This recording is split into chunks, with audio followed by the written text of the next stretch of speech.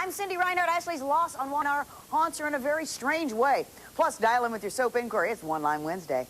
I'm Kent Phillips. And I'm Elisa Jaffe. Today, the body of a little boy in pajamas and how his death uncovered a monster among the Amish. Live from Fisher Plaza in downtown Seattle, this is Northwest Afternoon.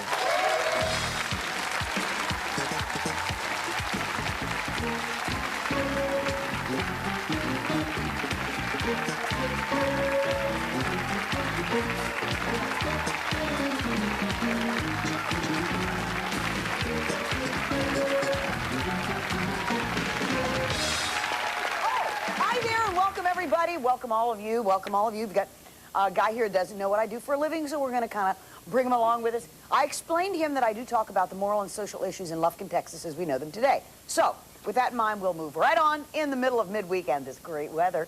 I think I'm going to go fishing. Good. Yeah, time to go fishing. Not today, this weekend. Anyway, it was really tough to watch. I'm going to get Landview right out of the way because it was hard to watch today. Max and Bo had to tell Gabrielle that Al died, and thankfully Marcy and Gabrielle reached out to one another in their time of grief. Oh, my Joe. I know. I did too, but I gave him the infection and that virus. And if he hadn't taken care of me, then none of this, it wouldn't have happened. No, you brought him such happiness. You really did. It's okay. It's okay. It was really heartbreaking. So, at the end of the day, Marcy got on the radio and announced that the voice of the night is gone. That would be Al.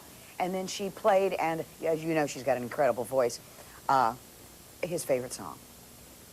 Sweet, sweet life. I'm falling in love with you, Marcy Walsh. I'm way past falling, Alden.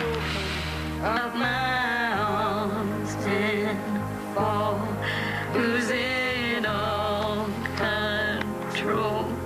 Every dream inside my soul. It was really tough to watch. It was a long scene, but anyway, I did get an email from Essie in Texas, and she is hoping that, now listen, this might be, they've done this before, did it on what, Dynasty? That death is a nightmare, or like it's in a wonderful thing, right? So she wants them to pan back to Monday and pull him back. So do we all. So do many of you. I got tons of emails saying, get Al back here. I don't know if they will or not, you guys. But on the GH front, Lydia moved out of Windermere and moved into Lucky's room, and he was not thrilled at all about that. Jason paid Elizabeth a visit. About that time, Rick showed up, and Rick just does not understand why Liz trusts Jason, and that started it. He's trying to protect Courtney here. Okay, I told you to stay out of... No. I am not going to sit here and listen to this man lie through his teeth to you. You know what? I'm happy with what he just told me. Have you heard him one time say that Courtney didn't do it? Why is that? Because he made a deal with Al. No, you're the one who made the deal with Alcazar when the two of you held Carly hostage. You put this in motion, Rick. You're the reason she's in this hospital. Oh, I'm the reason that she's in the hospital. No, your girlfriend is the one who ran her down and left her in the street to die. Enough. I don't want to hear this anymore, okay?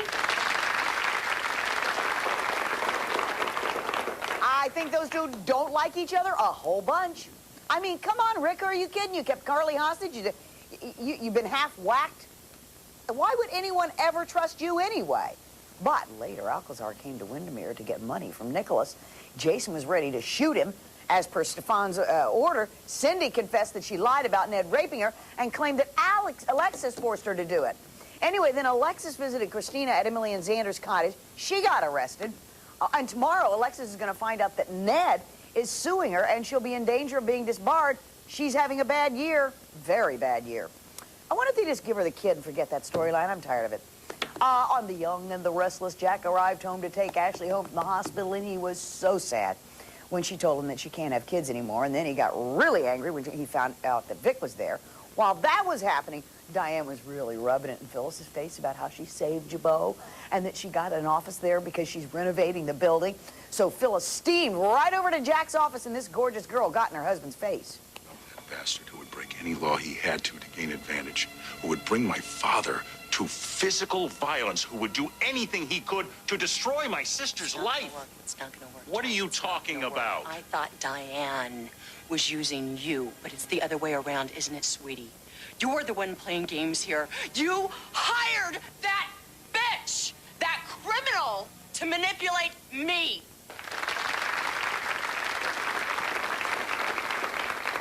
Does that girl have a rattle at the end of her tail. She was a real snitch. Woohoo! Anyway, guess Diane is like the poison and Jack Snow remedy. Everybody get that? Diane is the poison and Jack Snow remedy. It's a song. On Star 101.5, very popular. I'm not going to tell you anymore. What else? Oh, Michael showed up at Victoria's place with breakfast, and he suggested that she get involved with someone else other than Damon. That led to this. Yeah? Watch her. Oh, in that case. Yep. Yeah, she kissed him. And she said, I know what you guys are up to. Now, Lacey emailed me, and she thinks that there could be a love triangle between Michael, Victoria, and Damon, or Phyllis. Interesting thought. Wouldn't that be a battle? But let's talk about Ashley right now. She and Brad suffered the devastating loss of their stillborn baby, Robert. She's finally going home. And Brad is madder than heck at Victor. And very soon he's going to go after the old mustache. I got an email I can get lots of emails. Last week from a bereaved parent who suffered a similar loss. And she shares that so far, what she's seen has been fairly accurate. But I'm afraid the storyline will be dropped before it can be resolved. You'll be glad to know that this storyline will continue. Coming up, Paul's brother, Todd, will encounter Ashley at Gina's restaurant. And during their conversation, it will be clear that Ashley hasn't accepted her baby's death, if you know what I'm saying. Later on, Ashley's going to go home to Brad. And after refusing to give their baby a memorial service, she wants nothing. Ashley's going to go to place a blanket on the baby that doesn't exist. But it won't be the baby Brad assumes she's speaking of. He's going to think that she's speaking of their other child. Now, how long before someone notices Ashley's fragile mental state? And what kind of trouble could this lead Ashley to? You're going to wait and see, because they are going to play it out. It's a very sad real-life storyline, and they need to do that. So on that note, up next on All My Children, Kendall got tough on Lena. See her telling Lena to quit feeling sorry for herself. Plus, it's your chance to ask any question about your favorite soap, because it's what? One Line Wednesday, right after this.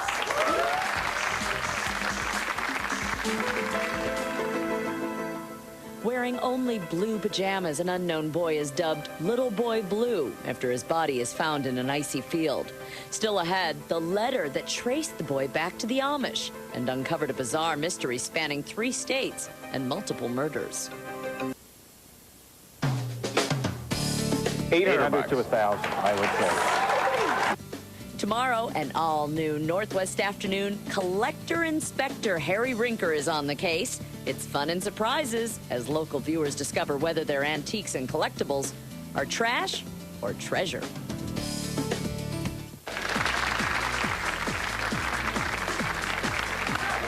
Welcome back to Northwest Afternoon. Hey, I'm bringing Harry something my dad left me. We'll see if it's worth. It's a fishing pole. Nothing I ever bring him is worth anything, but I'll bring my doll back.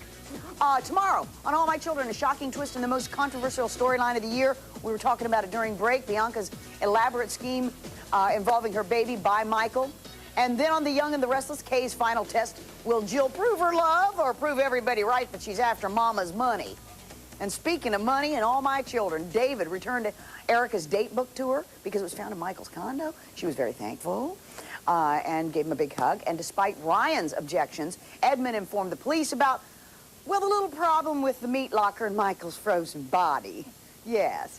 And I want to know why would they go in that meat locker? They're never cold. But Michael's frozen.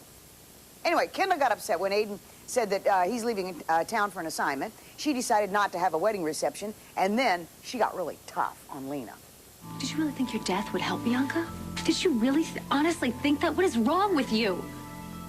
Like, my sister doesn't have enough horrible things going on in her life. She would definitely blame herself, and she would carry that guilt around with her for the rest of her life. Like, my sister needs one more horrible thing to obsess on when she can't sleep at night. What is wrong with you, Lena?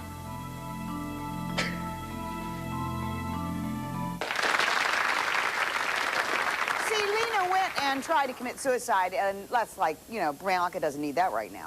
But anyway, later Kendall gave her a job, and later Kendall and Ryan ended up in the same steam room. There they are. But it was too foggy to see each other, so, because he said, crank up the steam, and I think they're going to steam it up later on.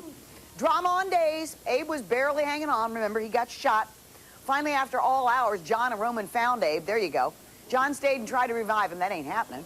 And Roman went to the church to tell Lexi, because she kept trying to get him on the cell phone, couldn't do it. That's because he's, well, dead. Anyway, Sammy managed to weasel away from that security guard, and then Brady went and asked Nicole, you know, what she threw in the river, and she said it was a rock, and he said it didn't look like a rock. She said, well, it was a rock, maybe it had a funny edge on it. It was a gun. Yeah, at the acid plant, Jack walked across this catwalk. It buckled, leaving him hanging over a vat of acid. Everybody's in warehouses these days, you know what I'm saying?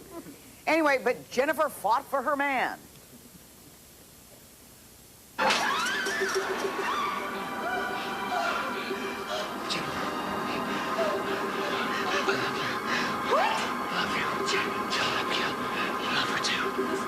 You listen to me right now. I spent a whole lifetime of loving you, and you're not gonna let go. Do you understand me? Do not let go. Jack, do you hear me?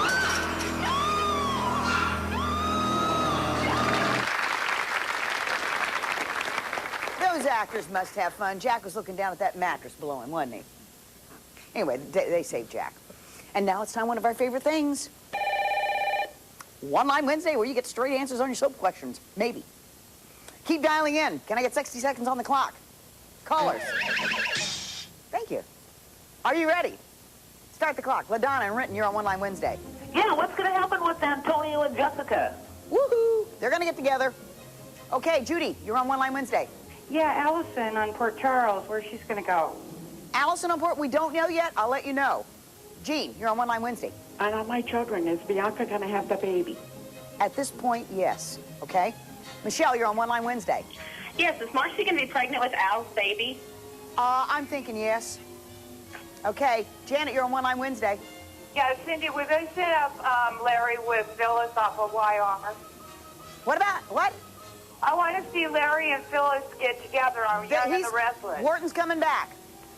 Eileen, you're on One Line Wednesday. Cindy, hi, on GH. What are we going to do about the Xander, Emily triangle with Nicholas? Say goodbye to Xander.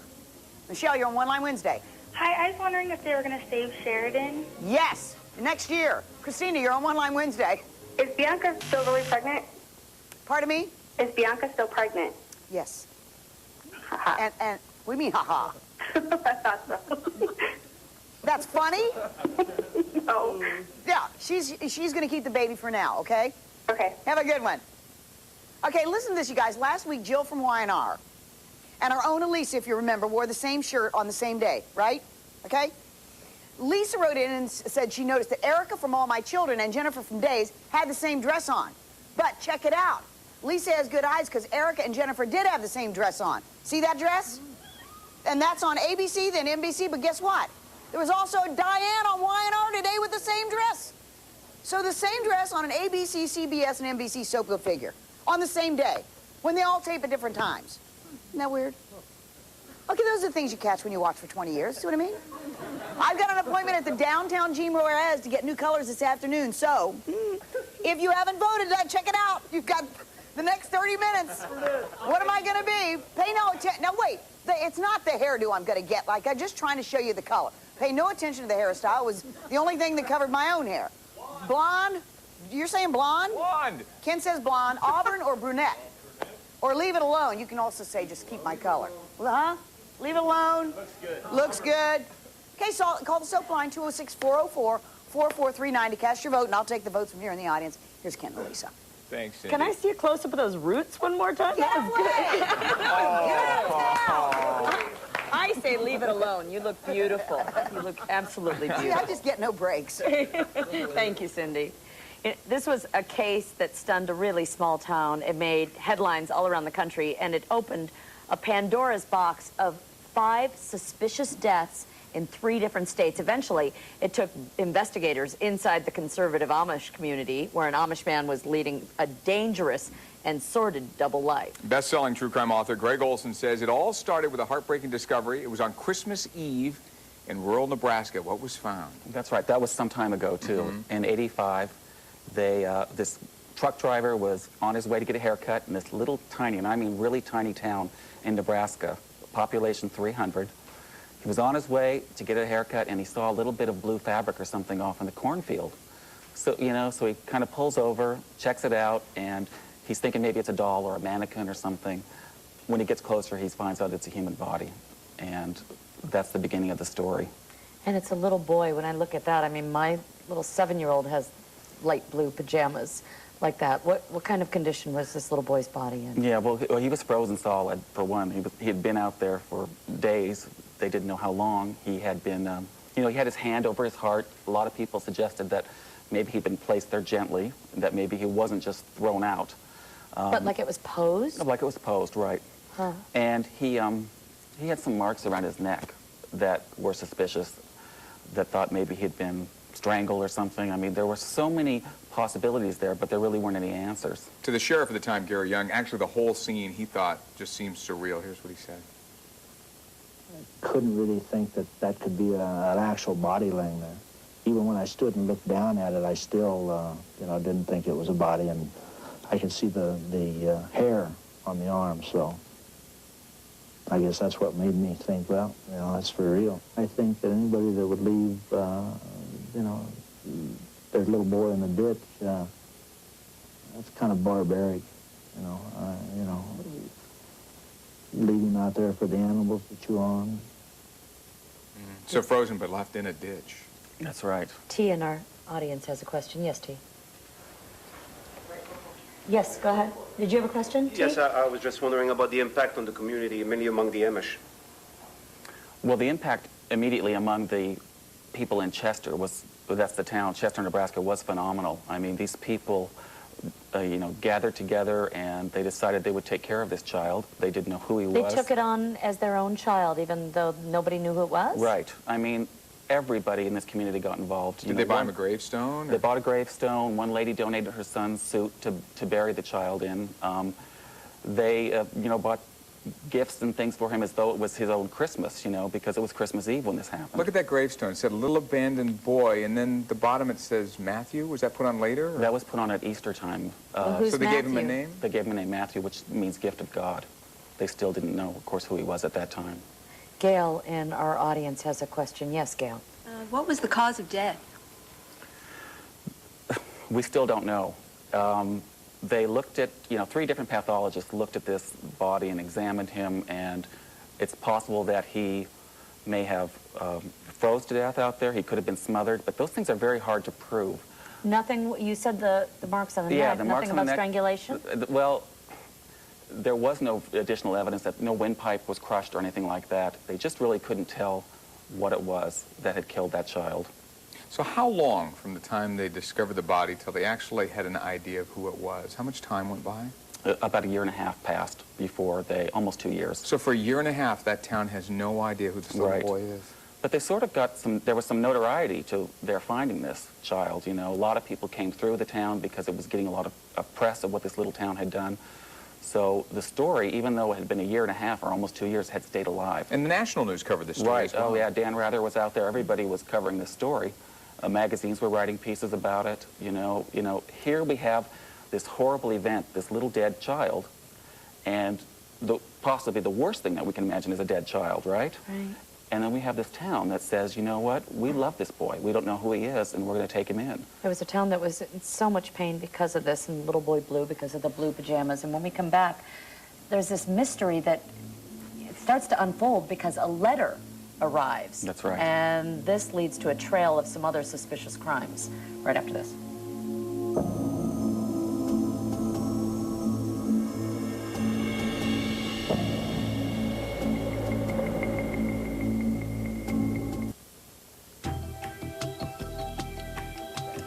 You're looking at Little Boy Blue, a boy found in a ditch abandoned in Nebraska.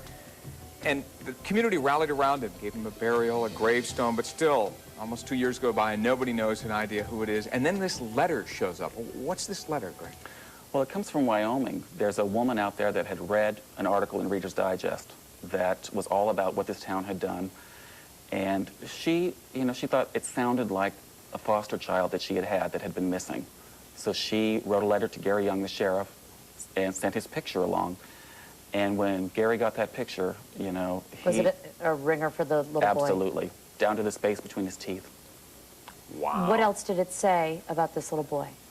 Well, it said, you know, it said that they had cared for him and that his father, Eli Stutzman, the boy's name was Danny, And they had wanted to know, you know, really what happened to Danny, because they weren't getting any answers either. So the foster family was wondering what happened to Danny. Right. And so they went to the dad? Did they ask the dad? Well, the dad made nothing but stories about, you know, where his child had been for that basically really 2 years. His child had been missing. So when was the last time they saw Danny? They saw him on Christmas morning. I mean, actually December 13th, which is what that photograph you just put up. That was taken the morning Danny died. And he did have a virus at that time, but it was a slight respiratory virus. He was not sick enough to die. You look at that picture, you know that that's not a kid that's going to die in 10 hours. He looks so happy to be with his father, too, doesn't he? Yeah, he loved his father, and he waited for his dad, you know, to come pick him up from those foster people to take him home to Ohio for Christmas.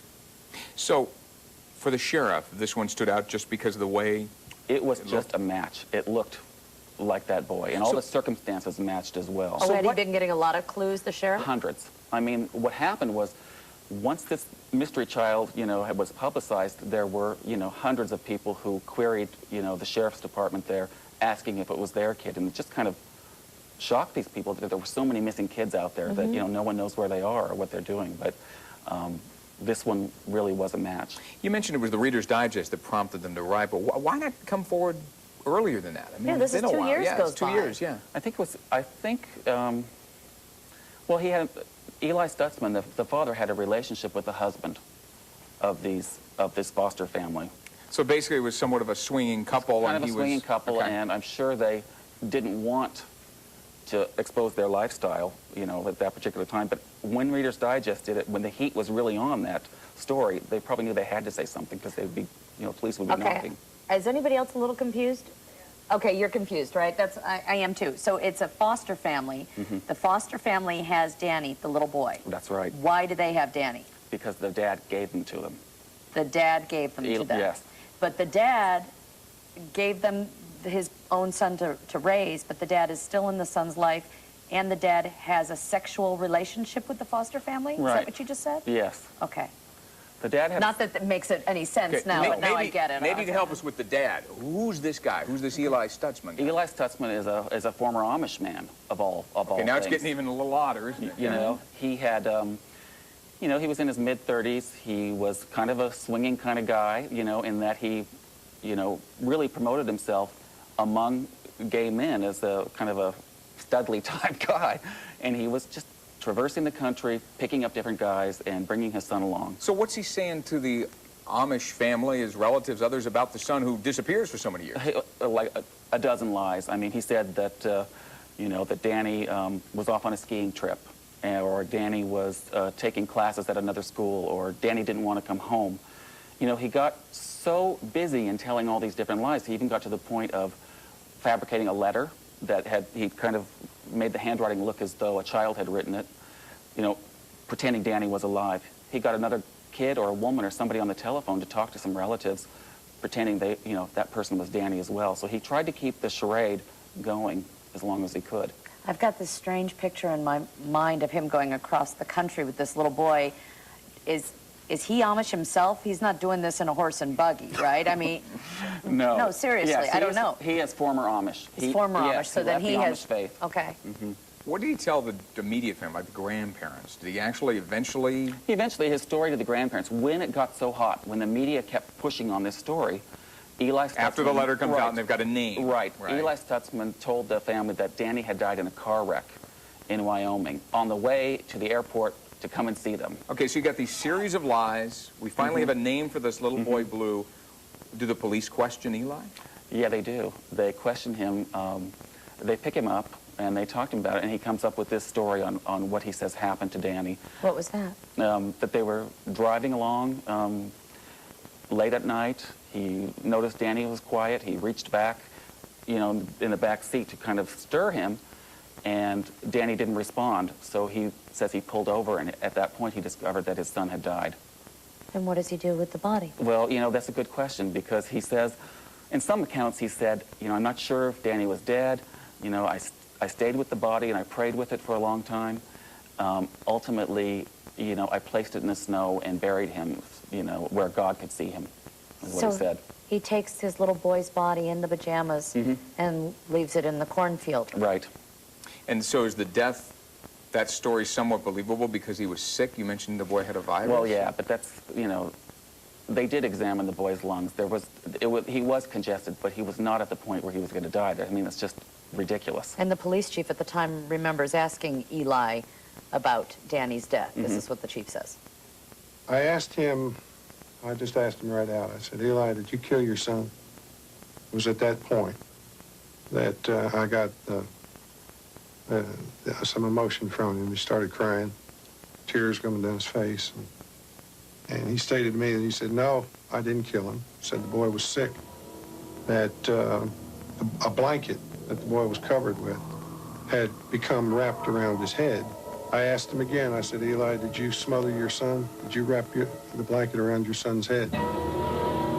He looked straight up at the ceiling, and still with tears in his eyes, showing some emotion. He said, that is a very good question. Good question for the jury, too. They get to decide it. We'll find out what they think in just a moment, and more murders to look at.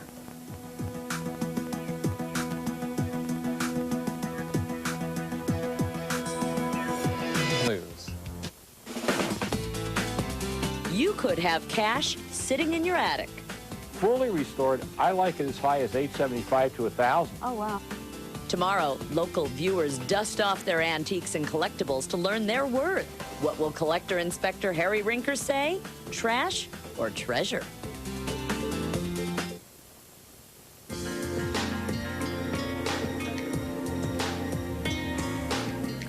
Eli Stutzman was arrested. He told police that his little boy, who was wearing blue pajamas, died in the backseat of the car, and that he then placed him in a field where people later found his frozen body. But Eli also left a string of suspicious deaths behind him other than his sons, 2 former lovers, a former roommate, in addition to his 9-year-old.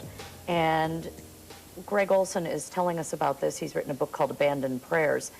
When we're talking about Danny's death, Eli was convicted, but not of murder. What was he convicted of? Right, he actually pled guilty. He pled guilty to a couple of misdemeanors, which failure to report a death and concealing a human body. Those were... So Rose has a question about that. Go ahead, Rose. I just want to know what would be his punishment on this. 18 months was his sentence, which he served in Nebraska. So a year and a half for doing that to his child. The sheriff talked about his regrets in not being able to do more. I would have, been a lot happier had we been able to come up with, an exact cause of death. If it was natural causes and the doc said, that's it, I could have said, fine. But maybe we let him down, too. The emotion in the sheriff. Yeah, I mean, it still gets me after all these years when I think about how involved those people were in that community and how much it meant to them to bring justice to this little boy. They wanted it so badly. 2 misdemeanors is injustice. Not in really. their minds. Susan has another question. Yes, Susan. Yes, I would like to know about Danny's natural mother. Where is she? She was dead at the time. She had died. She had died. Well, how did she die? She died under very mysterious circumstances as well. Well, what were they? She died in a barn fire. At the time, they were Amish. She was 7 months pregnant. Danny was, I think he was about 10 months old at that time. And the barn burnt down, and there were a lot of stories about what had happened. I don't know how deep you want me to get into that. Well, what did Eli say happened? Eli said she had a weak heart and that she had gone into the barn to save these milk cans. Now, here's the 7-month pregnant Amish woman going to this burning barn to yank out these crummy cans. But anyway, she was found dead there, and there were also, signs that it was not smoke inhalation or anything like that because there were bruises and marks on her as well. So what did the authorities do? Nothing. They pretty much believed him because he was Amish. So you're saying because it was an Amish community and everything else, they gave them the benefit of the doubt? And the Amish people, they don't push. Like if it was maybe your sister or something, you'd say, well, I don't believe this is true. I want you to investigate further. They kind of say out of our world. They don't want to get involved. So they didn't push very hard. And the investigators, how close were they involved in this in other ways? Well, they were very closely involved. I mean, the sheriff at the time was a gay man who had been with Eli The deputy there was another gay guy that Hold Eli on. had partied with. So Eli is married, Amish, child, wife dies in a fire, yet he's having relationships. Secretive relationships with the foster family and the people investigating the deaths. Right. And everybody else that he could get involved with. I mean, he was a pretty active guy, as I've said before. He was a tramp. Yeah, he went around, and we believe Ida knew about it. She made several comments. Ida is the wife? Is the wife, yeah. Ida Stutzman. We think that she knew about it because she told, her family, I just can't seem to get Eli to love me. He's away a lot, and I'm wondering what's going on. The county coroner even had some suspicions about this whole thing, especially when it came to Eli's word about his wife. Here's what he said. The very fact that he has been associated with other deaths then makes one wonder, did we blow it, Did we let him get away with something at the time? Get away with what? What would his motive be for doing away with his wife? Yeah, I think his motive is very obvious. I mean, he wanted to be free, and he wanted to get out of the Amish. He wanted to get away from them, and I believe he killed Ida so that he could live the life that he wanted to live and keep all the money. The farm was worth some money, and that's as simple as that. So what's he do with the farm once she dies? Do they rebuild? Is he charged with anything? I'm sorry, No, of course not. Okay. He never seems to get charged with anything. The Amish built him a new barn, like they always do. They do the big barn raising thing, and they, Eli doesn't help, and they're all kind of troubled that he's sort of in the background, not really doing anything. And within months of Ida's death, he changes the farm from an Amish farm to an English farm, which means he plumbed it and brought in electricity, and he pretty much quit the faith. Does he eventually sell it? Yeah, he sells it, collects some big money, and moves out of town. What a slap in the face to these people. Oh, yeah, it just kills them because, land with the Amish is very precious, and it's very expensive, and they try to keep it within their own group. And did they have any suspicions about him at the time? Were there any rumors floating amongst their community? Yeah, well, sure. Yeah, I mean, Eli tried to seduce Ida's twin brothers, tried to get them involved. His wife's brothers? Right. He tried to get them involved. I mean, everybody kind of knew about Eli and that, but they have a lot of faith that the Amish people do, and they kept praying that he would change. Wow. Unbelievable. So well, he does going, change, though, because he modernizes the house. Right. Not the way they'd expected him to change. He starts putting out these ads in magazines. That's right. I mean, he, goes big time in this new lifestyle. He starts advertising for men to come out to his farm. He's looking for, new relationships. He even uses that he's an Amish man as a kind of a come-on to get these guys to come out there, and they do. Lots of them come. So they're coming out to his new barn and new house out there? Lots of guys are moving in. One of them was a deputy at the sheriff's department, moved in with Eli right after this. Is he shunned by his community? Yeah. They really do try to get him back because they think he's mentally ill. This homosexuality and all this kind of, that's what they're thinking about, the gay stuff. Oh, I see. Just, it's wrong and he's crazy and we're going to love him and get him back. But, eventually they have to just say, no, we can't see him anymore, this living this life. So these ads even take on a new twist, too, if you think about it. When we come back, how he starts to use the child in his advertising. That's right. In just a moment.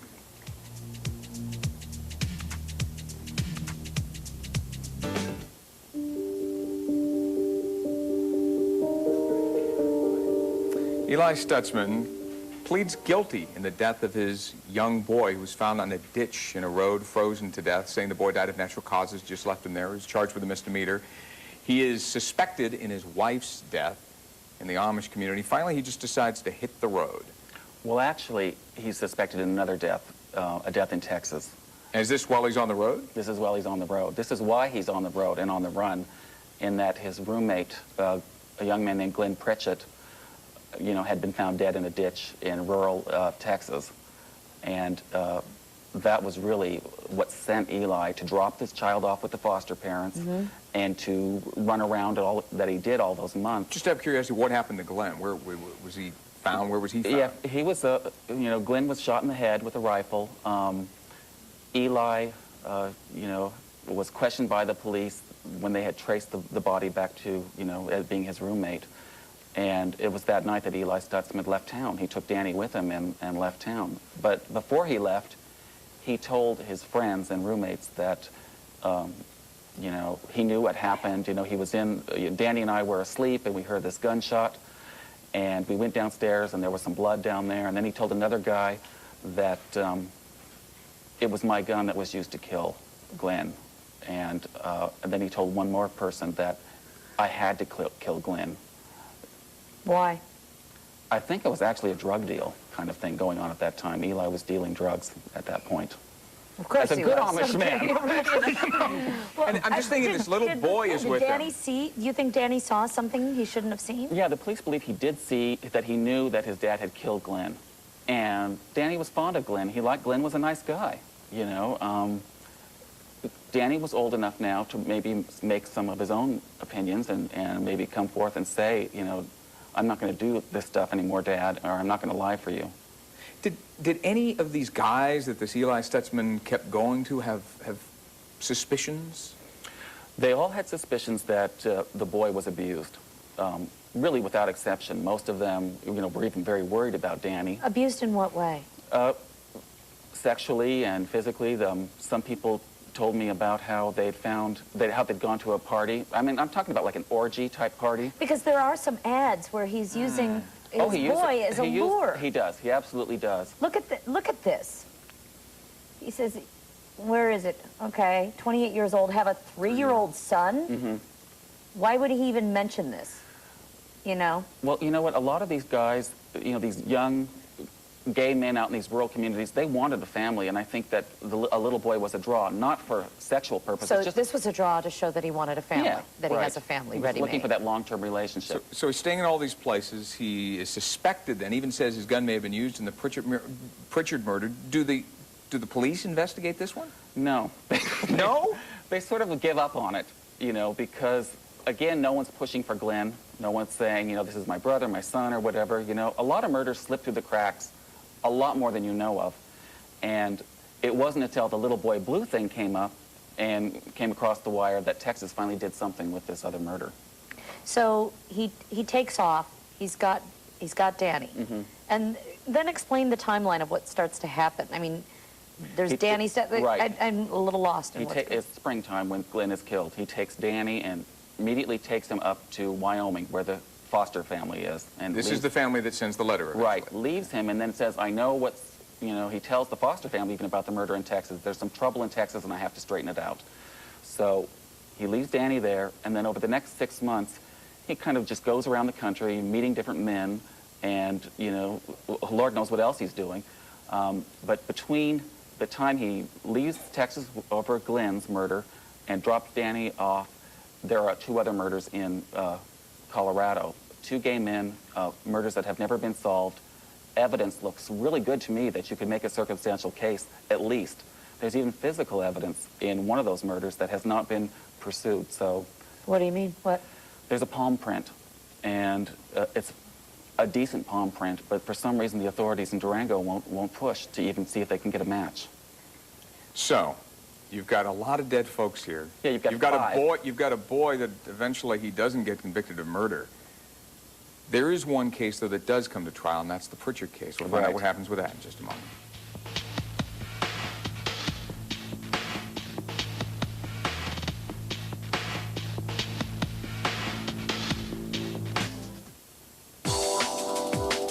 Does your husband hog the remote control? Is he less than helpful with housework? Give us a call right now at 206-404-LIVE or email us at nwa@comotv4.com and share your husband's bad habits. During the Pritchett trial, we are finding out that Eli was convicted of murdering his former roommate. That's right. He was convicted and sentenced to 40 years for that murder. And Tom has a question about that. Tom? Yes. That was my question. Where is he now? Well, you know, he served his time and he's out. He served 11 years since, and look at Rose's face. I know, Rose, why are you making that face? I'll tell you what, when I wrote this book, I never thought I'd live to see the day that he would get out, because he was such a bad guy, you know, and he deserved to stay. And in fact, the Texas Board of Parole, those folks told me that they wish they could keep him in because they felt he would reoffend, that he'll kill someone again. Because nothing ever happened with the wife, the 2 other men, None of those other the ones. child, really. It was just for, you know, leaving the scene. Right. And he's out. Rose, what else did you want to know about this, Rose? Oh, it just threw me for a loop when he said the sky is out again. Right. You know. He's living in Fort Worth, probably. I was wondering, in this little town, why isn't the law doing more? Doing something? What is wrong with the officers and things there? Yeah, why not reopen the cases, too? I think at one, you know, Eli's HIV positive, and I do believe at one time they thought he was going to die in prison. I mean, he was very sick, but the prison folks put him on some experimental drugs, and he's doing just fine now. So, great. I think part of it is that in the Durango case, these were a couple of gay men, and I don't think that the police cared enough about them to pursue those cases because of that. What is it that touches you about this case? I always go back to Danny, and I think of, like, even Sheriff Young kind of crying there at the end. I always wish we could have done more for him, too. It just breaks my heart that that little kid went through so much, and he did so much good for a community, and yet we can't do anything for him. 18 months doesn't seem a lot. Thanks for sharing this story. Thank you. Thank you, Greg.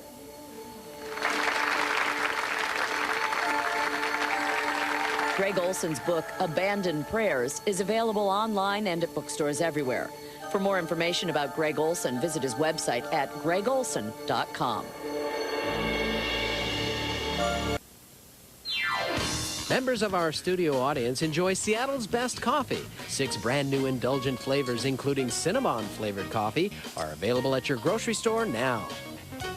Special thanks to Garage Billiards, featuring 18 pool tables, a fantastic restaurant, and now 14 brand new bowling lanes. With 3 different bars on 3 levels, the Garage is not your father's bowling alley, located on Broadway on Capitol Hill. Tomorrow, he's Elisa's favorite, Collector Inspector Mine too. Harry Rinker, back to surprise local viewers with the value of their antiques and collectibles. Give me a guess. Just give me a ballpark. Give us a Yeah, guess. take a guess. $400. $400. Actually, I think she can double that. 800 to 1,000, I would say. So, do you Not have bad. something at home that's worth big bucks and all new trash or treasure tomorrow? I'm sure gonna you're digging through Bring the in my closets. doll, and I'm going to bring in my... yeah, on a fishing pole. Tomorrow, all my children, a shocking twist in the most controversial storyline of the year. Bianca's elaborate scheme involving her baby, Michael. And I'm stoked about this. Bachelor Bob is back tonight as the all-new Bachelor, the funny one, you know? Yeah. And I talked with the host, Chris Harrison, about what makes Bob so different from all the other guys. To try and describe Bob is like, I mean, really, it's like trying to catch lightning in a bottle. It's just, I mean, it's just, everything came together with this guy. And I think it's a lot of his experience and his failures in life, and I mean, even his marriage and everything that's created this guy with this great sense of humor, great personality, you know, a loving, warm heart. The Bachelor airs tonight, a 2-hour premiere at 9 o'clock. Bye. See you.